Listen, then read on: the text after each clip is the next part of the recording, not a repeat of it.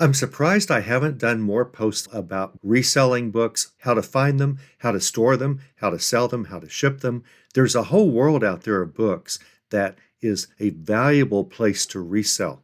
And even if you don't know much about old books or don't know much about valuable books, it's very easy to learn the basics. So I'm going to show you the basics. I just finished a book this afternoon. It was called How to Solve Half Your Problems. And I'm going to read it a second time, and that way I'll be totally problem-free.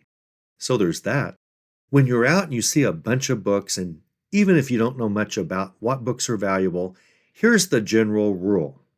In a big stack of books, Gregism number one, this is a Gregism. I say, Greg, that's me. I say that in a big stack of old books, you can generally find more money to resell than you can in a big stack of records or CDs. And in a big stack of records and CDs, you can usually find a few more that are valuable. On the average, in general, all things being equal, you can usually find a little more value there than you can in a whole bunch of old coins. And in a whole bunch of old coins, you can generally find more items that are valuable to resell than in a bunch of old stamps. Stamp collectors are dying off and they're not being replaced. People don't seem to care about collecting stamps nearly as much as they used to.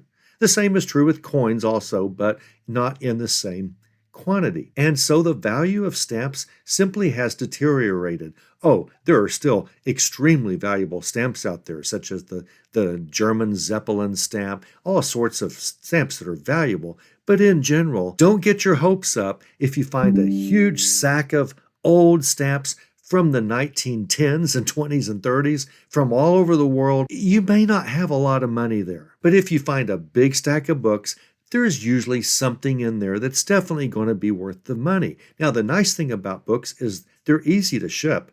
It's not like they're breakable. It's not like they're glass. You want to protect the book's corners and edges, but in general, very, very easy to ship books. You should always put them in a poly bag and seal it so that if water gets on the package while it's waiting for your buyer to get it out of the mailbox and the mailbox has a hole in it and it rains, you just don't want the book to get wet. So always put it inside, a clear poly bag inside the box that you're mailing it in. If a book is lightweight, you can mail it inside a bubble mailer. If it's light, the corners and the edges will not get bumped and damaged if the carrier drops the book on the ground. But most of the time, it's safer to wrap a book in a cardboard book mailer or a box. I think the last book I sold was about building staircases. It was kind of a step-by-step guide. So there's that. When sourcing books, age is not everything. Condition means a whole lot. Age doesn't always mean a whole lot. You have to be able to recognize some fundamental items about books that I'm going to show you over the next several months. Easy stuff. You have to know if a book is a first printing, first edition. That's really critical. Most people have no idea. Just because a book is old doesn't mean it's valuable.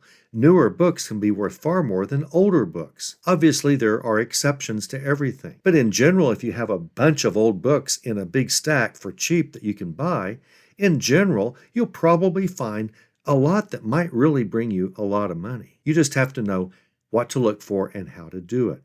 Condition is everything, but we'll get into all of that. The first thing we're going to talk about today is where to find books. And there's a website that tells you where in your area you can find books. And that's what the last part of this video is about. And that's the information you need. And you need to bookmark, pardon the pun, you need to bookmark the site that I'm about to show you because it's going to lead you to every single book sale around your area, 12 months of the year. It's just a staple place you need to know about if you have any interest in making a lot of money off reselling books on eBay. I love books. I'm an author of about 150 books, 85 of which were published by major publishers such as McGraw-Hill, translated into every language all over the world, so books are a major part of my life. I have sold 2 giant rare book collections on eBay for 2 separate collectors in 2 different states. Finally, I used to be a rare book collector with thousands of extremely valuable books. The most expensive item I ever sold on eBay was an $11,000 book. So books are important to me, and I want to emphasize this for you so that if you're not really into reselling books, you can at least add some basics to your bag of tricks over the next few months as you learn a little bit here and there on my channel. Speaking of, if you don't mind, you know what everyone says, click like, click subscribe to my channel. It not only helps you learn about whenever I put new videos up about making a lot of money off books, but it will also tell you about other people that teach advanced eBay tactics so that you can make more and more money. Don't do what everyone does on eBay when they sell, and that is most of the time they haven't a clue what works. I want you to be in the top 5% of all eBay sellers, and then I want you to start honing that down to the top 4%, 3%, 2%, and 1%, because in that top 5, that's where all the money is made. And I want you to make the money, honey. So here we go. Couple of years old. You won't care. It's all applicable today. Here is how you can find a lot of valuable books in your area to sort. A lot of books in your area all the time, no matter where you live. Here's how you can find a whole bunch to source and add to your inventory. If you're an everything seller, like most people on this channel are, you need to have books in your mix of inventory. There are always buyers of books. Even today, I know people read less and less. They really don't, but they read fewer and fewer full-length novel types of books and nonfiction books and all of that. But book collectors are still legion. They abound, and the value of books just goes higher and higher every day. Books like paintings, they hold value over time if they're valuable to begin with. And you're going to find a lot of books that are valuable because most people who have valuable books, they don't know that they're valuable. They're just going to put them on a table at a garage sale for $1 each or at a book fair for 50 cents each. They don't know. They don't know the basics that you're going to learn on this channel. So stay tuned. Here is how you can find books right away in your area to resell on eBay and make a lot of money on. What's the best way to find books? Go to this webpage, Book Sell Finder. What it does is it will try to show you and tell you every single book sale coming up in your area, in your state. So I'm going to go to Oklahoma. Now you would think there would be no books for sale in Oklahoma because Oklahoma, who can read? But there are a few. So a lot of ads in this thing. This looks like a web page out of 2001, if you remember some of those.